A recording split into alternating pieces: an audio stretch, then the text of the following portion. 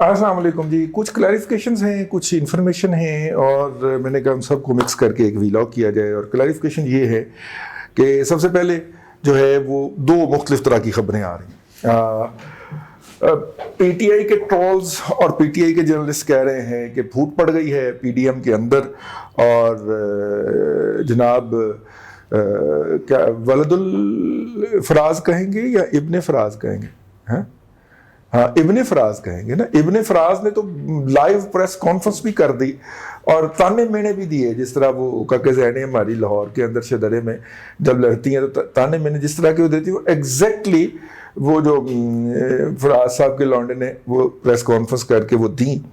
तो दूसरी साइड से ये था कि जनाब देखें हम कितनी कामयाबी से पीडीएम को लेके चल रहे हैं। मौलाना फजलुर रहमान साहब ने अपने घर के अंदर एक खाना रखा था, उसमें पीयूष बाल्टी और नून लीग को बुलाया था, और जो इतलात हैं उसके मुताबिक जो बिलावल भुट्टो ने बैठते ही कहा कि बताइए कि अगर हम रिज़ाइन दे देते हैं, और उसके बाद जो है चूँकि सारी इस्टेब्लिशमेंट उनके साथ है और ख़ुद सामने आके शॉट कॉल कर रही है और ख़ुद सामने आके चक्के लगा रही है, और वो इलेक्शन कमीशन भी उनका है, अदलिया भी उनकी है, वो क्या करेंगे? वो मैक्सिमम सुप्रीम कोर्ट के जजों से ठप्पा लगवा लेंगे। व्हाट्सएप सबके चल रहे हैं तो वो ठप्पा लगा देंगे। तो फिर हम क्या करेंगे? ये उन्होंने कहा जी, मुबैना तौर पर मैं नहीं कह रहा। तो हम क्या करेंगे? हम कहाँ पे खड़े होंगे? हमारे पास दूसरी स्ट्रेटजी क्या है? अब इस स्ट्रेटजी के बारे में जो है वो ज़ाहिर है वो बताया जाता है कि मरियम जो है वो तो स्टन रह गई कि ये तो वो बात करने ही नहीं आई थी, ये तो उनके एजेंडे में नहीं थी। और उसके बाद फिर जनाब अब पीपल्स पार्टी की हुकूमत तो रिजाइन नहीं करेगी। अब उसके बाद फिर पीपल्स पार्टी से हमदर्दी रखने वाले जो यूट्यूबर हैं वो देख रहे हैं, वो ये केस लेके चल पड़े, जिससे मुझे इस मौजूदा नतीजे तक जो मैं आपको लेके जाना चाह रहा हूँ पहुंचने में आसानी रही। जब पीपल्स पार्टी के यूट्यूबर ने ये कहना शुरू किया कि देखें जी सबसे बड़ी कुर्बानी जो है वो तो पीपल्स पार्टी ने देनी है, उन्होंने अपनी चलती चलाई हुकूमत तोड़नी है सिंध के अंदर, और उसके बाद तो बिल्कुल एक्सपोज हो जाएंगे, और जो इलेक्शन में अगले इलेक्शन में आएंगे उनको तो उसी तरह जो है आरटीएस बंद करके और बक्सा चोरी करके हराया जाएगा। तो जो इतनी बड़ी कुर्बानी दे रहे हैं तो फिर जो है वो अंडरटेकिंग तो चाहते हैं। अंडरटेकिंग क्या चाहते हैं? अंडरटेकिंग ये चाहते हैं कि जो कि कायरा साहब के मुंह से भी निकली है, और वो ये है कि जो जितने भी बड़े कायदीन हैं उनको उनके मुकाबले में दूसरी पार्टियां जो हैं वो जिस कॉन्स्टिट्यूंसी पे हाथ रखें उस कॉन्स्टिट्यूंसी से उनके खिलाफ बाकी पार्टियां अपने कैंडिडेट विड्रॉ करें, यानी कि वहां पे एस्टेब्लिशमेंट का बैक कोई भी कैंडिडेट हो। और वैसे भी गंद जो है एस्टेब्लिशमेंट को डालने का मौका दिया जाए ना, कोई वो पार्टी बना के तो वो इलेक्शन करवा दे हैं। वैसे दोनों पार्टियों में से अल्लाह माफी दे उनके साथ अच्छा सलूक करे, वो कहीं बेचारी बंद कर देंगी तो उनके लिए कौन सी बड़ी बात है, वो किसी नई पार्टी को बना के खड़ा करके तो गन डाल देंगे, ठीक है। तो उनका कैंडिडेट एक तरफ हो और बाकी भी कैंडिडेट वही खड़े करें। हमारा जो अपोजिशन है, जो पीडीएम है, उसका एक कैंडिडेट हो, यानी कि पीपल्स पार्टी इसको इंतखाबी इत्तेहाद में बदलना चाहती है, या कम से कम सेमी इंतखाबी इत्तेहाद में बदलना चाहती है। पीपल्स पार्टी जो है वो इस पॉलिटिकली वो जस्टिफाई है अपने इसके अंदर, मैं इसको गलत नहीं समझता। लेकिन पीपल्स पार्टी की आदत है वो बड़ी जब बात आती है तो वो कोशिश करती है कि मैक्सिमम बार्गेन कर सके। तो ये बार्गेनिंग हो रही है इस वक्त पीपल्स पार्टी की तरफ से, वो मैक्सिमम लेना चाह रही है। बल्कि इस बाज जो लोग हैं वो तो ये भी इतला दे रहे हैं कि ठीक है अगली दफ़ा जो है पीपल्स पार्टी को हुकूमत बनाने दी जाए। ये भी तजवीज़ आई है कि अगले इनसे निजात पाने के बाद जो 2 टर्म्स हों उसके अंदर जो है वो अपोजिशन की मुश्तरका हुकूमत बने, और जो है लीड रोल उसके अंदर जो है वो उस पार्टी को दे दिया जाए जो मेजोरिटी लेके आए। लेकिन पीडीएम की तमाम पार्टियों के लोग जो हैं काबीना में शामिल हो और हुकूमत का हिस्सा हो, ताकि ये मकू ठापा जा सके वंस फॉर ऑल। ये भी तजावीज़ हैं। तो ये तजावीज़ कौन फैला रहा है? ये तजावीज़ पीपल्स पार्टी के हमदर्द जो यूट्यूबर हैं वो फैला रहे हैं, या कॉलम निगार जो हैं वो फैला रहे हैं। और वो फैला रहे हैं तो इसका मतलब है कि जिस तरह पिछले अवार्ड के अंदर वो क्या होता है, एनएफसी अवार्ड के अंदर प्रेशराइज किया गया था اور جس طرح دوسرے کاموں پہ پریشرائز کر کے پی ایم ایل این کو پنجاب کے حصے پہ کمپرومائز کرنے پہ فورس کیا گیا تھا، اس طرح کا ایک اور واردات ہونے جا رہی ہے، اور آپ اور میں یہ واردات ہوتے دیکھ سکتے ہیں، کیونکہ دل بہت بڑا ہے نواز شریف صاحب کا، اور وہ اکثر، اور شہباز شریف صاحب کا بھی، اور وہ اکثر پنجاب کے مفادات گیو ان کر دیا کرتے ہیں as compare to other provinces. بہرحال یہ معاملہ ہے ان کا اس وقت، لیکن جو کچھ بھی ہے ہم تو ایز اے آبزرور دیکھ رہے ہیں اس کو، جو کچھ بھی ہے اس کے اندر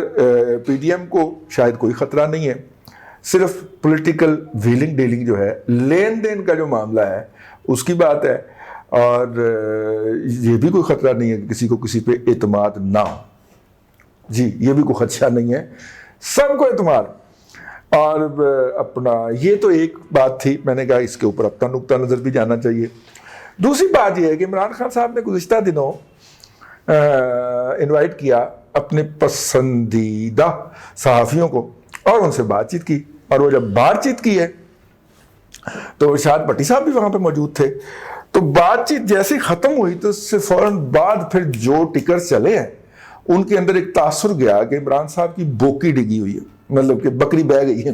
ٹھیک ہے، یا وہ گھبرائے ہوئے ہیں، یا وہ کہتے ہیں، مطلب بندہ خود کچھ حملے پہ کب اترتا ہے؟ جب وہ تمام آپشنز کلوز پاتا ہے، ٹھیک ہے، تو وہ کہتا ہے کہ ٹھیک ہے پھر میں ایسا حملہ کروں گا کہ کسی کے ہاتھ کچھ نہیں آئے گا، تو کرنا، اتنا بہادر ہے تو کرتا کیوں نہیں ہے؟ بھائی جانا ہے، یہ دیکھو عمران خان صاحب پھر ننگی پیری گیٹ ٹپ کے دوڑنا جانا، سمجھ لگی نا، کرو حملہ، کیونکہ دوسری طرف بھی خود کچھ حملے والے ہی بیٹھے ہوئے، اس لیے تو کہہ رہے ہیں کہ جناب پتہ نہیں حالات کس طرف جا رہے، لیکن یہ ساری کیدڑ بھبکیاں ہوتی ہیں، جس نے کرنا ہوتا ہے وہ کر دیتا ہے، وہ دھمکی نہیں لگاتا، ٹھیک ہے۔ یہ دھمکی کہاں سے آئی؟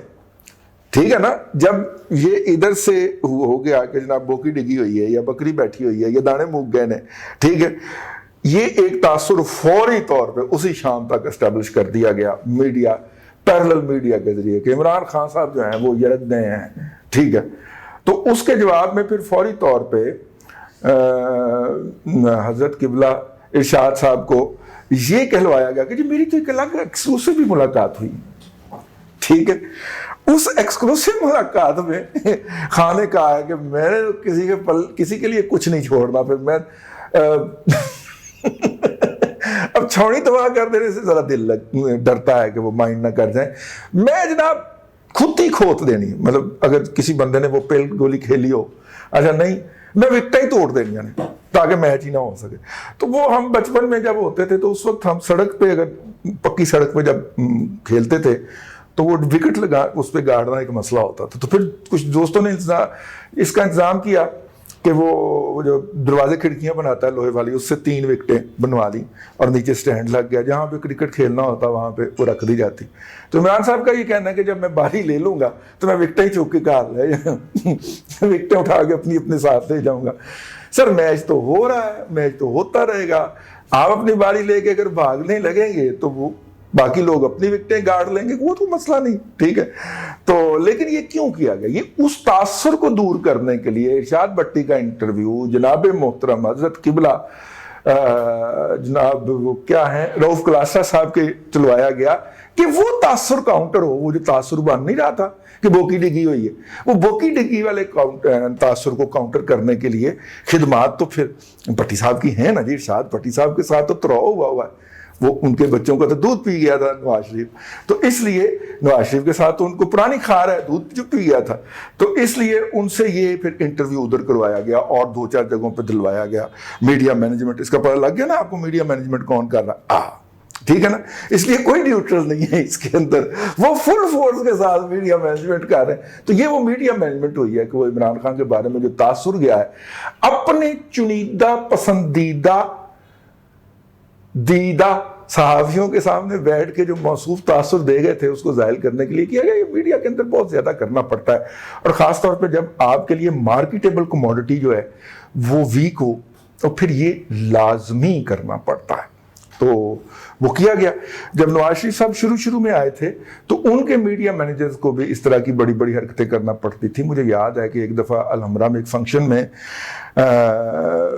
اپنا وہ لطیفہ سنا گئے کہ جناب، تو وہ لطیفہ سنا گئے،